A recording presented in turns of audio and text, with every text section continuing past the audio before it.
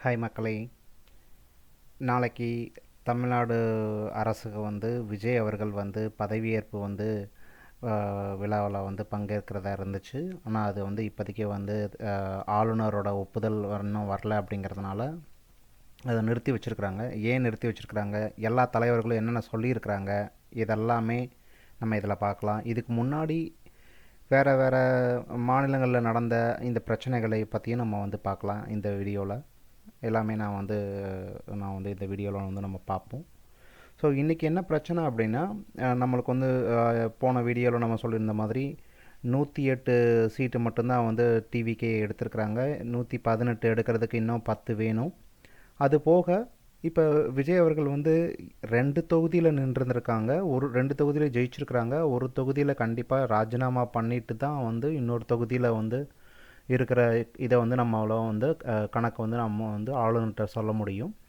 அதனால் அந்த ஒரு இடத்தையும் வந்து நமக்கு 108ங்கிறது 107 கணக்காயிரும். அப்போது 10 இடங்கிறது 11 இடம் வந்து 11 சீட்டு இன்னுமே வந்து நம்ம வந்து ப்ரூவ் பண்ண வேண்டியிருக்கும் அப்படிங்கிற மாதிரி டிவிகே தரப்பில் வந்து டிவிகே தரப்பில் வந்து எதிர்பார்த்துட்ருப்பாங்க 11 சீட் வரணும் அப்படின்னு.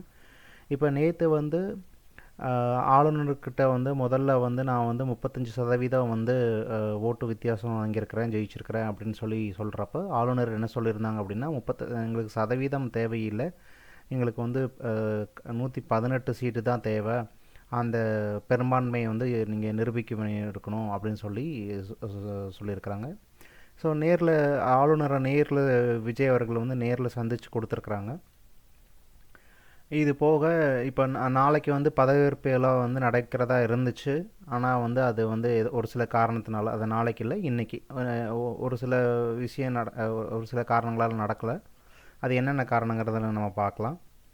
ஸோ இது வந்து இந்த ஆளுநர் வந்து அவங்களுடைய முடிவுனால் இது வந்து இப்போ வந்து ஸ்டாப்பாகி நிற்குது. நம்ம கேட்கலாம், ஏன் ஆளுநர் வந்து இது பண்ணக்கூடாதா அப்படின்னு சொல்லி. காங்கிரஸ்லேருந்து ஒரு ஒரு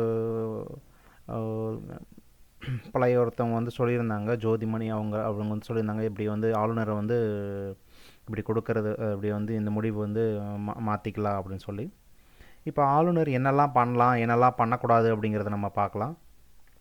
ஆளுநர்கிட்ட என்ன அதிகாரம் இருக்குது, ஆளுநரோட அரசியலமைப்பு சட்டங்களில் வந்து என்ன நம்பர் இருக்குது அப்படிங்கிறது எல்லாமே நம்ம வந்து பாயிண்ட் வைஸாக ஒரு 8 பாயிண்ட் நம்ம போட்டிருக்கிறோம் பாருங்கள். ஸோ ஆளுநர் வந்து என்ன பண்ணலாம் அப்படின்னா, அவங்க வந்து அதிக இடங்கள் வென்ற கட்சியை வந்து ஆட்சி அமைக்கிறதுக்கு அழைக்கலாம், கூட்டணி கட்சியும் அழைக்கலாம், பெரும்பான்மையை நிரூபிக்க சொல்லி அவங்க வந்து கேட்கலாம், 2 வாரம் கால அவகாசமும் கொடுக்கலாம், ஒரு நாளில் இருந்து 15 நாட்கள் வரைக்கும் கால அவகாசமும் கொடுக்கலாம்.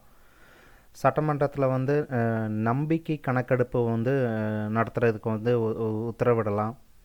பதவியேற்பு விழாவை ஆளுநர் தாமதப்படுத்தலாம். அதுக்கு பெரும்பான்மையாக இருக்கிற கட்சி வந்து நீதிமன்றத்தில் வந்து வழக்கும் தொடரலாம். ஆதாரங்கள் கடிதங்களை வந்து சேகரிக்கலாம். எல்லா தரப்பு எம்எல்ஏக்களும் வந்து இந்த தலைவரை வந்து நீங்கள் ஆதரிக்கிறீங்களா அப்படின்னு சொல்லி கேட்கலாம். ஜனாதிபதி ஆட்சியையும் வந்து நம்ம பறந்துருக்கிறோம். ஜனாதிபதி ஆட்சியை வந்து நம்ம வந்து அது என்னங்கிறத நம்ம பின்னாடி பார்க்கலாம். இப்போ ஆளுநர் என்ன பண்ண முடியாது அப்படின்னா, தனி ஒரு நபருக்கோ இல்லை தனி ஒரு கட்சிக்காகவோ ஆதரவாக பேசி அவங்கள வந்து நீங்கள் நில்லுங்க, இவங்களை நிற்க வைக்கலாம் அப்படின்னு சொல்லி ஆளுநர் சொல்கிறதுக்கு உரிமையும் கிடையாது, ஆளுநரால் சொல்லவும் முடியாது. ஆனால் பதவியேற்பு விழாவை பெரும்பான்மையை நிரூபித்தா மட்டும்தான் பண்ண முடியும் அப்படிங்கிறத அவங்களால சொல்ல முடியும். அது வந்து அவங்களுக்கு வந்து உரிமை இருக்கிறது. அதே மாதிரி சட்டத்தில் வந்து இப்போ கீழே பாருங்கள், ஆளுநர் என்ன செய்ய முடியாது அப்படிங்கிறதுல 3 பாயிண்ட் போட்டிருக்குது. இதுக்கு முன்னாடி ஒரு 3 தீர்ப்பு நடந்திருக்குது. அந்த தீர்ப்பை பற்றிலாம் நம்ம பார்க்க வேண்டாம். அதெல்லாம் வந்து ஒரு மிக மிக பரவலாக பேசப்பட்ட ஒரு 3 தீர்ப்புகள் அதெல்லாமே. ஓகே, இப்போ ஆளுநரோட முடிவு இதில் தான் இருக்குது. விஜய் அவர்களுக்கு உடனடியாக பதவியேற்பு விழா பண்ணலாமா, கால அவகாசம் கொடுத்துட்டு அதுக்கேற்ற மாதிரி பண்ணலாமா, எல்லாமே வந்து வரும் நாட்களில் வந்து நம்மளுக்கு தெரியும். எல்லாமே பரபரப்பாக இருக்குது. நம்ம எப்படி மக்கள் பரபரப்பாக இருக்கிறோமோ அதே மாதிரி கட்சிகள்லேயும் அவங்களும் பரபரப்பாக இருப்பாங்க, எதிர்கட்சிகளும் பரபரப்பாக இருப்பாங்க. நாளுக்கு நாள் வந்து நம்மளுக்கு வந்து வர அப்டேட்ஸை வச்சு நம்ம வந்து பார்க்கலாம், வீடியோஸில் பார்க்கலாம். ஓகே, இப்போ இதுக்கப்புறம் வந்து இந்த ஆளுநர் விட்டுலாம். இப்போ இதுக்கு முன்னாடி இப்போ இந்த ஆளுநர் நடந்ததுலேயே ஒரு உண்மை கதை இருக்குதுங்க. இதுக்கு என்னென்னா, கர்நாடகாவில் 2018 என்ன நடந்திருக்குதுன்னு பாருங்கள். இதே மாதிரி இந்த சம்பவம் நம்மளுக்கும் இல்லாட்டி இந்த டிவி கேட்கோ நடக்கும் அப்படின்னு நான் சொல்லலை. நடந்ததை வந்து நம்ம பேசுகிறோம். 2018 பாருங்கள், பாஜக வந்து 104 இடத்துல ஜெயிச்சிருந்துருக்குறாங்க. காங்கிரஸ் வந்து 78 இடத்துல ஜெயிச்சிருக்கிறாங்க. ஜேடிஎஸ்ங்கிற கட்சி 37 இடத்துல ஜெயிச்சிருக்கிறாங்க. பாஜக 104 இடம் ஜெயிச்சதுனால அவங்கள வந்து ஆட்சி அமைக்கிறதுக்கு அழைச்சிருக்கிறாங்க. மே மாதம் 2018 அழைச்சிருக்கிறாங்க. ஒரு குறிப்பிட்ட நாள் அவகாசம் கொடுத்ததுக்கப்புறம் அவங்களால பெரும்பான்மையை நிரூபிக்க முடியல. பெரும்பான்மை ஆகிறதுக்கு 113 இடங்கள் வேணும். பாஜக வந்து 104 இடங்கள் தான் இருந்துச்சு. அதனால் என்ன ஆயிடுச்சு அப்படின்னா, ஒரு குறிப்பிட்ட ஒரு மாதம் கழித்து பெரும்பான்மை நிரூபிக்க முடியாத போனதுனால ஆட்சி கலைப்பை வந்து அதுக்கப்புறம் வந்து காங்கிரஸும் அந்த 2வது இடத்துல இருக்கிற 3வது இடத்துல இருக்கிற ரெண்டும் கூட்டணி போட்டு அதுக்கப்புறம் ஆட்சி அமைச்சாங்க. இது வந்து நடந்த கதை. இதே மாதிரி அடுத்து பாருங்கள், இதே மாதிரி மகாராஷ்டிராவில் பாருங்கள், இதே மாதிரி பாஜக வந்து 105 எடுத்துருக்குறாங்க. எடுக்க வேண்டியது வந்து 145. யாருமே 145 பெரும்பான்மை எடுக்கவே இல்லை அந்த சமயத்தில். அதுக்கப்புறம் என்ன நடந்திருக்குது அப்படின்னா, சிவசேனா, காங்கிரஸ், தேசியவாத காங்கிரஸ் இவங்கெல்லாம் சேர்ந்து கூட்டணி அமைச்சு அதுக்கப்புறம் ஒரு ஆட்சியை வந்து இது பண்ணியிருக்கிறாங்க. இதெல்லாம் இப்போதைக்கு நம்மளுக்கு தேவையில்லை, தெரிஞ்சுக்கலாம் அப்படிங்கிறதுக்காக நம்ம இதில் சேர்த்துருக்குறோம். இந்த மாதிரி ஒரு சூழ்நிலை இங்கே வரப்போகிறதில்ல.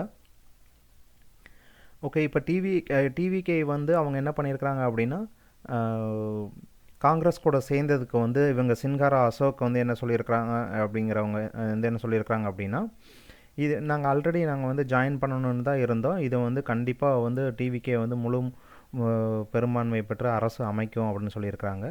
அதே மாதிரி பவன் கேரா அப்படிங்கிறவங்க காங்கிரஸோட தலைமை பேச்சாளர் அவங்க என்ன சொல்கிறாங்கன்னா, இது வந்து நீங்கள் துரோகம்னு சொல்ல முடியாது, எல்லாருமே வந்து நீங்கள் முதுகில் குத்திட்டீங்க, பேக் ஸ்டாப்பிங் சொல்லிட்டீங்க அப்படின்னு சொல்கிறாங்க அவங்கள.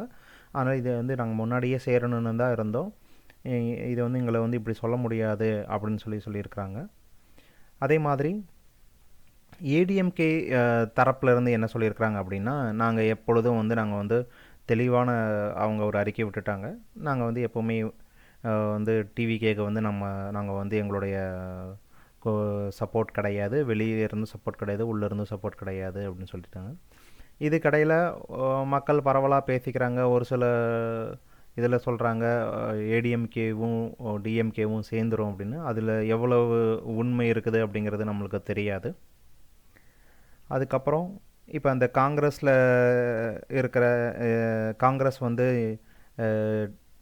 டிஎம்கே பேரை சொல்லி தான் வந்து முதல்ல வந்து ஓட்டு கேட்டிருக்கிறாங்க. டிஎம்கே கூட கூட்டணி வச்சு தான் ஓட்டு கேட்டிருக்கிறாங்க. அதுக்கப்புறம் டிஎம்கே விட்டுட்டு இப்போ வந்து டிவிகே கூட இணைஞ்சது வந்து திமுக தலைவர் டிஆர் பாலு வந்து அவங்க வந்து குற்றம் சொல்லியிருக்கிறாங்க. இது வந்து நீங்கள் வந்து எங்களை நம்பி ஏமாற்றிட்டீங்க, எங்களை நம்ப வச்சு ஏமாற்றிட்டீங்க, மக்களையும் உங்களை நம்பி இருந்த வாக்களித்த மக்களையும் ஏமாற்றிட்டீங்கன்னு சொல்லியிருக்கிறாங்க. அது அவங்களுக்குள்ளே இருக்கிற ஒரு கருத்து. ஓகே, இப்போ இதுக்கு அடுத்து இப்போ 118க்கு நம்மளுக்கு வந்து 112 தான் சேர்ந்துருக்குது. ஆல்ரெடி டிவிகே அவர்களுக்கு வந்து 108 இருந்திருக்குது. 108ல் ஒன்று வந்து நம்ம வந்து குறைச்சிக்கணும், 107. இப்போ காங்கிரஸ்லேருந்து ஒரு 5 பேர் வந்திருக்கிறாங்க, 112. அந்த 112 வச்சுட்டு எங்களால் ஆட்சி அமைக்க முடியுமான்னு வந்து கேட்டிருக்கிறாங்க. அப்போவும் வந்து நீங்கள் பெரும்பான்மையை நிரூபிக்கணும் அப்படின்னு சொல்லி ஆளுநர் சொல்லிட்டாங்கன்னு சொல்கிறாங்க. இப்போ விசிகே விடுதலை சிறுத்தை கட்சி வந்து நாங்கள் எங்களோட ஆதரவை வந்து நாங்கள் எங்கள் டீமில் வந்து கேட்டுட்டு சொல்கிறோன்னு சொல்லியிருக்கிறாங்க. அதே மாதிரி இப்போ கடைசியாக இதை பற்றி வந்து நம்ம வந்து ஸ்டாலின் அவர்கள்கிட்ட கேட்குறப்ப ஸ்டாலின் என்ன சொல்லியிருக்கிறாங்க அப்படின்னா, விஜய் அவர்களே வந்து ஆட்சி அமைக்கட்டும், இதில் எங்களுக்கு எந்தவித ஒரு ஆட்சேபனையும் இல்லை, இதற்கு நாங்கள் வந்து தலையிட மாட்டோம் அப்படின்னு சொல்லி அவங்க வந்து ஒரு பேட்டியில் சொல்லியிருக்கிறாங்க. இப்போ வந்து இன்னும் இன்றைக்கோ இல்லாட்டி நாளைக்கோ வந்து நம்மளுக்கு வந்து டிவிக்கே ஆட்சி அமைக்கிறதுக்கு இன்னும் எத்தனை சீட்டுகள் தேவை, யாருக்கிட்ட கேட்க போகிறாங்க, இது எல்லாமே வந்து உடனுக்குடன் நம்மளுக்கு தெரிய வரும். பொறுத்திருந்து நம்ம பார்க்கலாம். இப்போ இந்த சேனல் வந்து எந்த ஒரு கட்சிக்கோ இல்லாட்டி எந்த ஒரு இதுக்கோ வந்து சப்போர்ட் பண்ணுற சேனல் கிடையாது. இது வந்து பொதுவான ஒரு விஷயங்களை ஷேர் பண்ணுறக்குரிய சேனல் தான். ஓகே மக்களை, மற்றொரு வீடியோவில் பார்க்கலாம். சப்ஸ்கிரைப் பண்ணாதவங்க சப்ஸ்கிரைப் பண்ணிக்கோங்க. நன்றி, வணக்கம்.